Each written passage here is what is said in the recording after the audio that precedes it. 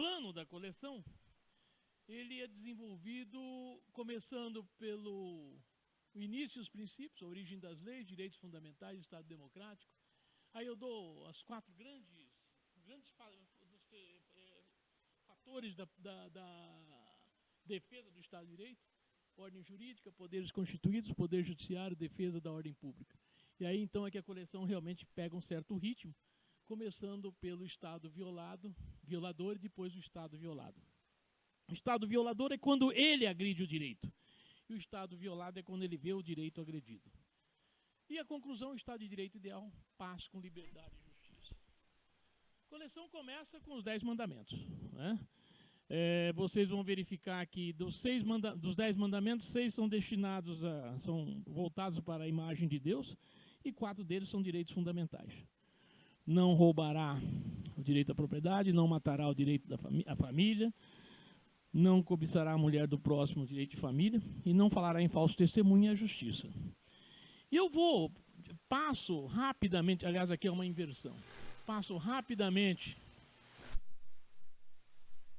entendendo que o direito na época dos gregos e dos romanos era apenas teoria, havia escravidão, então não vou dar trato a isso, mas venho logo, passo pelo Código de Hammurabi, que é a primeira realmente norma escrita pelo homem, e a partir daí, e na verdade não são normas, são casos, hipóteses em que se aplica o direito, 200 e poucos casos. E chego na Revolução Francesa, e essa peça aqui é a peça que a menina dos meus olhos, é de 1790, pré-filatélica, e ela é dirigida de um presídio em Paris para os cidadãos representantes do povo francês que compõem o Comitê de Segurança Geral da Convenção Nacional. Todos sabemos que a Convenção Nacional foi uma espécie de um encontro em que se debateu e criou e aprovou a primeira Constituição francesa, a segunda do mundo, que a primeira é americana. E a coleção se desenvolve, aonde então eu passo pela Revolução Francesa, que é o grande marco do início do Estado de Direito, não é? E vou então vou passar a mostrar o Estado Democrático de Direito, em que eu faço a definição do Estado Democrático de Direito e passo pelos movimentos em que vocês veem na transição das grandes ditaduras, grandes revoluções para o Estado Democrático de Direito, e chego então na defesa do Estado de Direito. E a partir daí eu começo a falar da ordem jurídica, os poderes constituídos, a tripartição dos poderes, não é? Venho para a Constituição, passo pelo Poder Judiciário, e aqui é a minha grande glória, né, Sérgio, Reinaldo? Poder Judiciário, Justiça, né? Advocacia e Ministério Público, né? E falo sobre a defesa da ordem pública. Aí vem as Forças Armadas, né? A imprensa, para mim, é uma das grandes vigilantes, né, dos fatos, dos acontecimentos, a exigir a intervenção do Estado de Direito. E aí então a coleção começa. A violação do Estado de Direito, em que eu começo com o Estado violador, e aí começo com o colonialismo. Nesse momento, eu parto mostrar esse movimento colonialista, quando é que começou, no século XV, mais precisamente no século XVI, que se desenvolveu, e vejo então, passo então para o Brasil colônia, começo no seu descobrimento e termino na independência. Estados Unidos também é contemplado como colônia inglesa. Passo há uma pequena inversão de folhas aqui, porque eu chego no imperialismo quando estava mais à frente. A Bélgica, né? A Espanha, né? A Inglaterra, que colonizou também, que também fez da Índia uma verdadeira colônia, e aí eu vou para o imperialismo. Uma pequena inversão aqui. E por que eu falo sobre o imperialismo? Porque é o domínio econômico sobre as nações. E a partir daí vocês veem as nações subdesenvolvidas a serviço das nações desenvolvidas, em que a exploração econômica reverte para o desenvolvimento das nações desenvolvidas, né? Aí então começa a ditadura. O Brasil, realmente eu cometi umas inversões, onde nós temos a primeira fase de ditadura, que é o Getúlio Vargas, e depois nós vemos para a ditadura dos militares.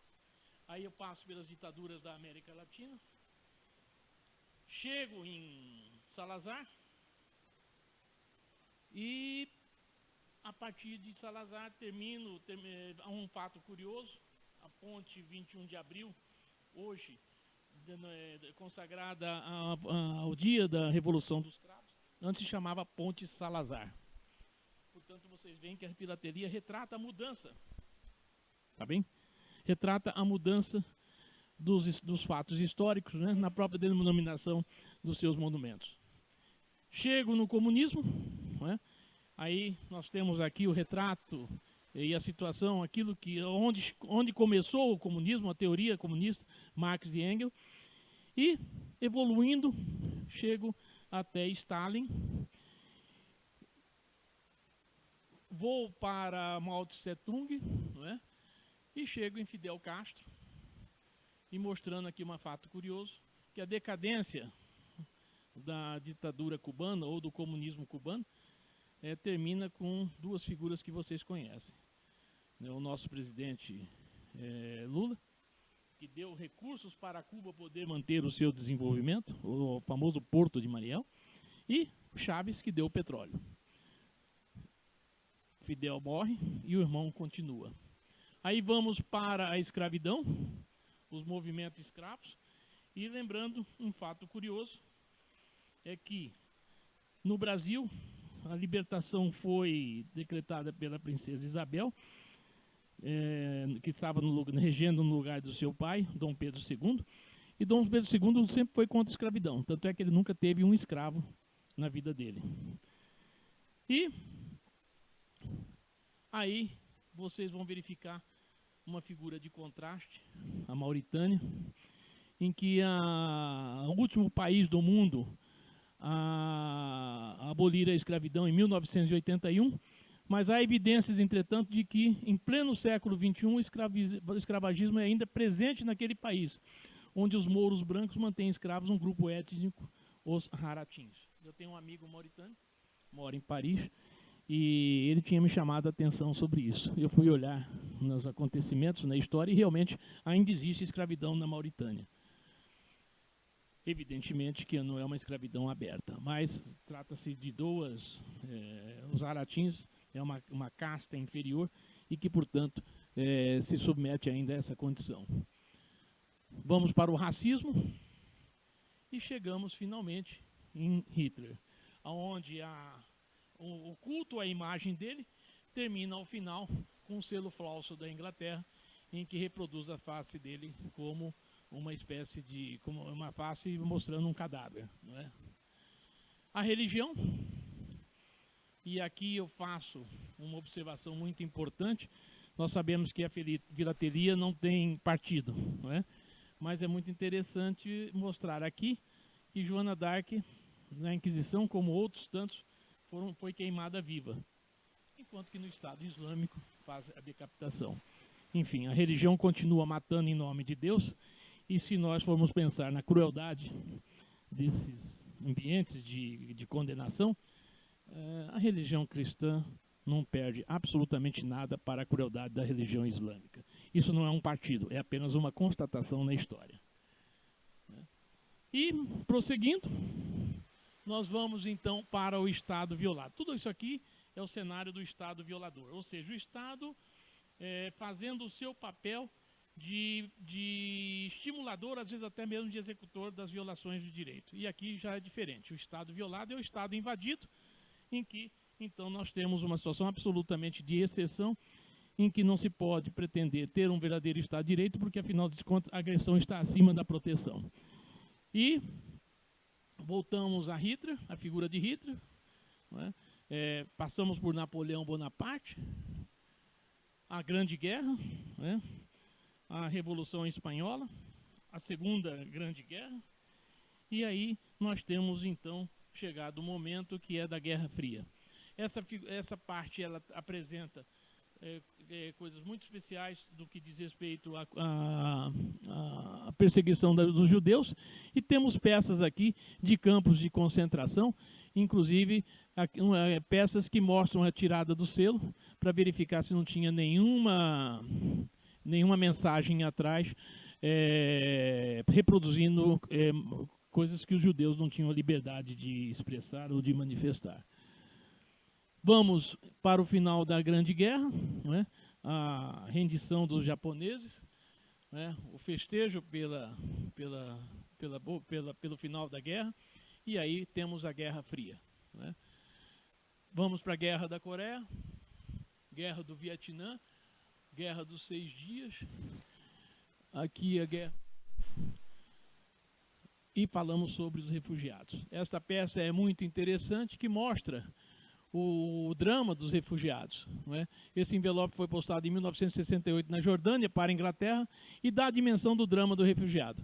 A inscrição: Israel vive há 20 anos na Palestina à custa de 1,5 milhão de palestinos alojados, mais os selos postados estampam o cenário de desolação do ambiente reservado para o refúgio. Então, na guerra produz essa crueldade em que os refugiados vivem à mercê do acolhimento das nações que consideram que possam dar espaço a eles. E hoje nós estamos vivendo isso com muita clareza, as dificuldades que estamos sentindo nos países europeus tidos como desenvolvidos, que não estão capacitados a receber esses refugiados por força de tudo aquilo que nós estamos vendo no Oriente Médio. Aí falamos sobre o terrorismo e essa figura marcante das Olimpíadas de 1972, em que temos aqui cada um dos atletas israelenses que foram naquele momento assassinados. E mais contemporaneamente nós temos então a figura das torres, né, de Nova York, e por fim os assassinatos e tentativas de assassinatos, né, para mostrar então que o Estado de Direito também, a violação também vitima os grandes líderes dos países tidos como democráticos e certamente democráticos. E termino com uma conclusão: Estado de Direito ideal, paz com liberdade e justiça. E digo, paz é o anseio de todo cidadão, né? E aqui nós temos a figura de alguns pacificadores. Liberdade é um dos seus maiores valores, e aqui eu evoco a Estátua da Liberdade como símbolo disto, e depois as 3 expressões que até hoje sobrevivem na Constituição Francesa: liberdade, igualdade e fraternidade. E para terminar com a justiça, onde eu observo que a justiça é o fator fundamental da defesa da liberdade. E o último item dessa coleção espelha então Pôncio Pilatos, que resolveu lavar as mãos quando ele imaginou que tivesse feito a justiça do clamor popular. Vocês vão verificar que quando Jesus se apresentou a Pôncio Pilatos, levado pelas figuras lá dos magistrados do Senado Romano, Senado Romano não, daquilo que compunha a justiça romana, e Pilatos estava na Judéia, governando a Judéia em nome do governo romano, em nome de Roma. Ele disse: mas o que fez esse homem? Ele falou assim: ele disse que ele é o rei dos judeus, da Judéia.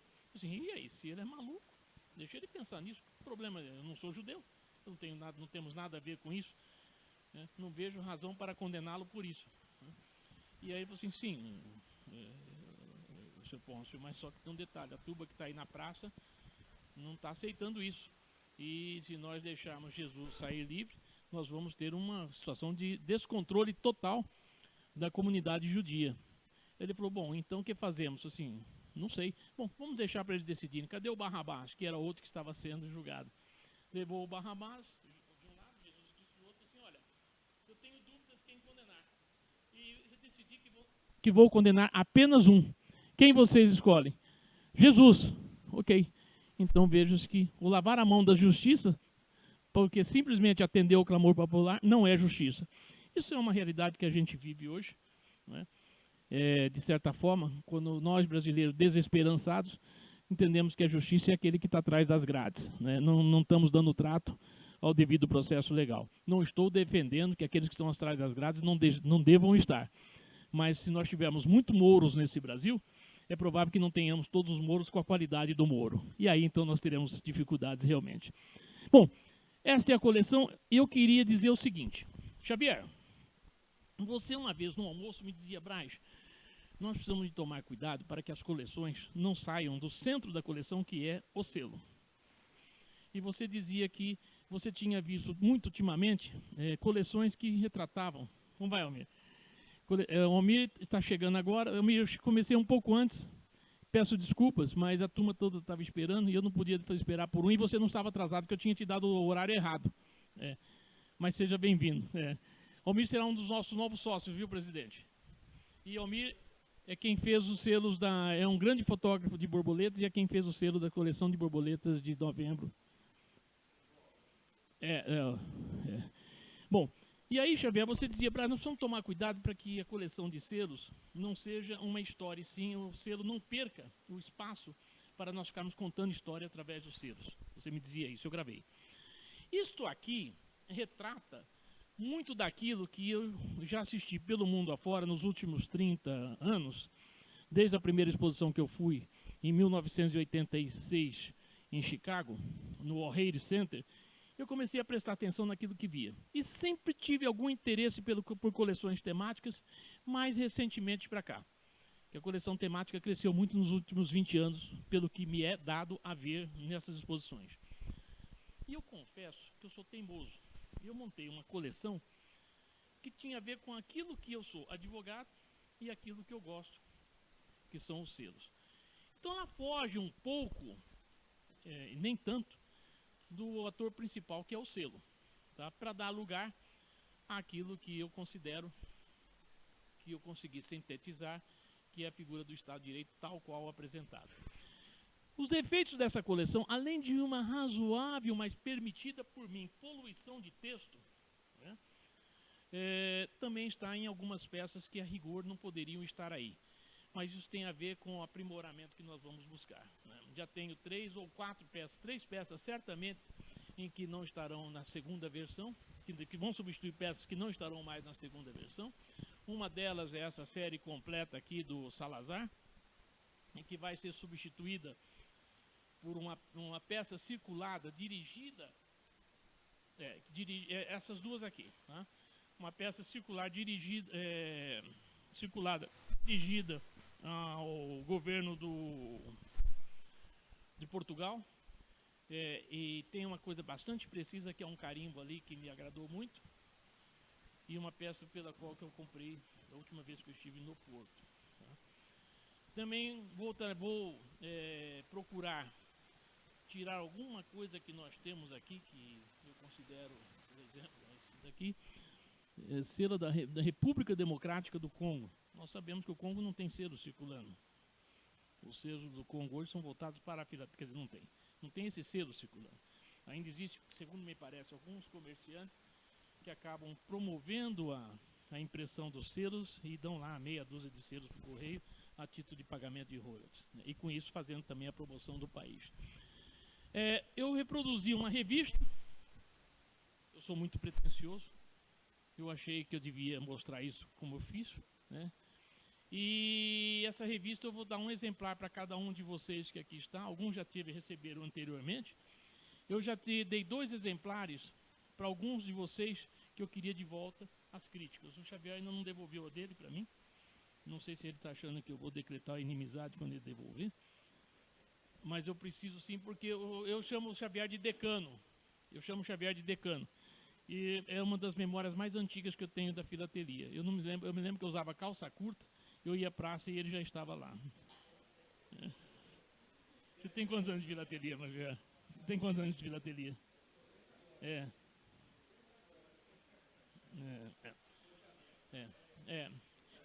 E o Sérgio ia no colo do pai. Eu me lembro que uma hora teve que sair correndo porque o pai dele disse que a fralda tinha vazado. Bem, isso é basicamente aquilo que eu tinha que apresentar a vocês, né? Estou feliz. Essa coleção ela não é a coleção está já acondicionada para ir para Brasília, e eu vou levá-la pessoalmente amanhã. Tá? E me sinto feliz com o que fiz, e acho que isso aqui, o Basílio, é fruto disso que nós somos, amigos reunidos e nos estimulando, né? Cada vez que a gente vê alguma coisa, eu sempre quando vejo alguém apresentando uma coleção, eu sempre extraio disso alguma coisa de bom, de experiência, e volto, dou uma olhadinha na minha coleção e faço uma anotaçãozinha lá e deixo lá para poder arrumar. Acho que A segunda versão não será ainda a coleção que eu quero, mas a terceira versão eu acho que não dará tempo de fazer a quarta, né? Porque essas coisas não se fazem de um dia para o outro, né? A gente chega a um nível de seleção em que você começa a buscar coisas que às vezes você acaba encontrando e aí você fala, bom, isso aqui é meu, só que a outra pessoa não pode saber, né? Quem vai dispor dela, né? Então é isso. Sim, pois não. Não, ela termina na página 80, não será nunca além disso. Não, 5 quadros. 5 quadros, é. E o que vai acontecer é algumas modificações que ela vai sofrer, seja aquela peça do Salazar, e eu também não me incomodo muito com a peça do Fidel Castro, tá? Quando da morte dele. Não existe nada ainda de... Cuba não fez nada. Parece até que o Fidel Castro não morreu em Cuba, né? Mas estou atento a isso, né? E também algumas coisas que tem aqui, como esse selo aqui do Congo, aqui mesmo do Israel você tem selos da Gâmbia, né? Então isso tem que arrumar, tem que melhorar, né? Mas eu já tenho um amigo Israel que ele ficou incumbido de localizar alguma.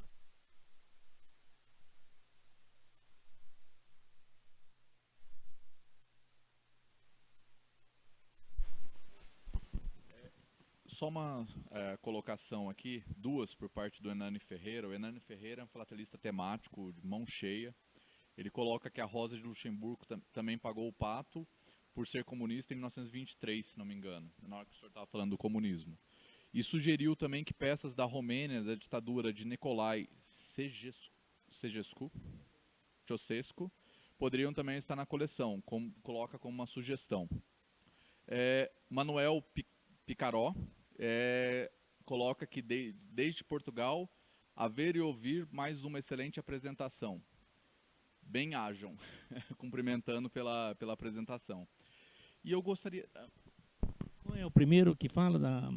Hernani, eu acho que se você puder mandar um e-mail dando o seu destino, eu lhe mandaria um exemplar do Estado de Direito, Defesa e Violação, e que reproduz as 80 páginas da coleção. E apreciaria também, pelo mesmo e-mail que você me mandar solicitando isso, você, ao receber, me mande as suas críticas, inclusive o seu ponto de vista da evolução histórica do comunismo. É verdade que em 80 páginas eu não consigo escrever tudo que seria necessário, mas eu gosto sim de dar ênfase e colocar na coleção aquilo que realmente seja a base e a estrutura do fato e a razão de ser do fato, né? Mas será muito bem-vindo. E eu aguardo o seu e-mail, braz@mnw, M de Martins, N de Neto e W de Wolf, .adv de advogado.br. Quem é outro? Agora, só uma pergunta que eu tenho, dividida em 3. Qual é a peça de maior valor filatélico? Qual é a peça de maior valor histórico? E qual é a peça de maior valor pessoal? Bem, a peça de maior valor histórico é esta aqui. É uma carta, um sobressaído de Maison da Ré de Carme, uma prisão.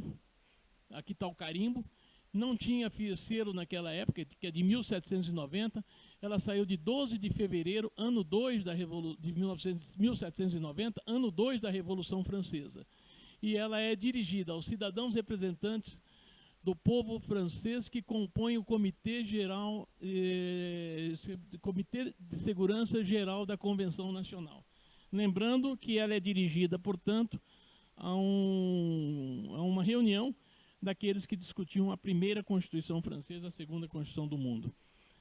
A peça que eu reputo de maior valor é um selo que era utilizado nos guetos e consta, eu não paguei esse preço, mas consta que o preço dela é da ordem de 3.000 euros, tal qual apresentada aqui.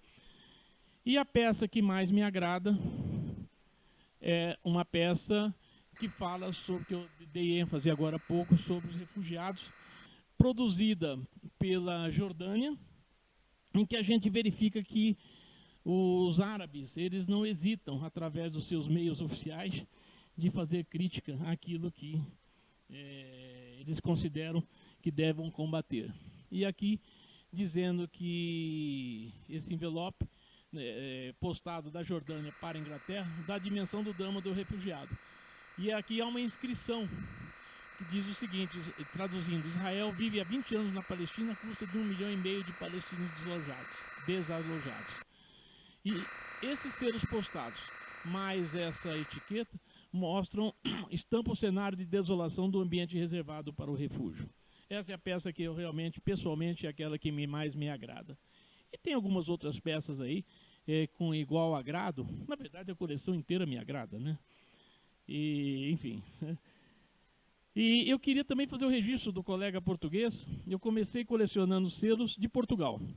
1966 eu recebo um selo estampando a série da Ponte Salazar. Então, Ponte Salazar. E eu sonhava um dia conhecer Portugal. Venho de uma família de recursos adequados para a dignidade, mas não adequados para os grandes sonhos que eu tinha. E eu cheguei em Portugal pela primeira vez em 1980. Desci no aeroporto, aluguei um carro e a primeira coisa que eu fiz foi atravessar essa ponte, que já era a ponte 21 de abril. E nesse momento, então, eu verifiquei que sonhar é bom. Melhor ainda quando se vê na magia da cena real daquilo que antes era um sonho. E são vocês, portugueses, que me deram essa primeira sensação de magia através dessa ponte.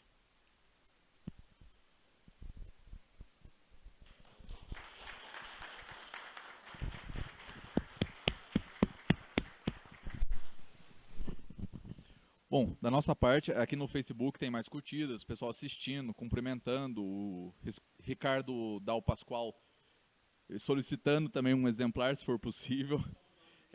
Ricardo, então manda pra gente o endereço. E é isso da parte do Facebook, passar para o presidente. Brás, parabéns por essa coleção. Essa coleção está sintetizada e ela explica muito bem a pretensão dela, que é o Estado de Direito, defesa e violação. Se aprende muito com essa coleção, mas muito mesmo. Eu gosto de ver ela. Eu tenho certeza que eu li uma vez, vou reler ela, porque se aprende bastante mesmo. Parabéns mesmo. Eu acho que na exposição ela vai fazer sucesso. Eu tenho quase certeza que sim. Tá? E recebe da nossa secretária de certificado. Tá? Este é o primeiro grande troféu da coleção. Quem sabe o maior. Não que ela não vá ser premiada, enfim. Claro, algum prêmio, parte do diploma. Então já tem um prêmio assegurado, um diploma. Mas isso aqui diz respeito à minha história. Sou sócio da Sociedade Filatélica Paulista desde 1976, com algumas esparsas, mas às vezes continuadas ausências. E hoje, na altura dos meus 67 anos, eu quero dizer que não vejo a menor razão para cometer aquilo que já cometi de ausências, né? Venho aqui com muito bom gosto, são momentos bons, né? E olha que eu tenho bons momentos em tudo aquilo que eu vivo, mas não deixa de ser um bom momento isso que eu vivo aqui, tá bom?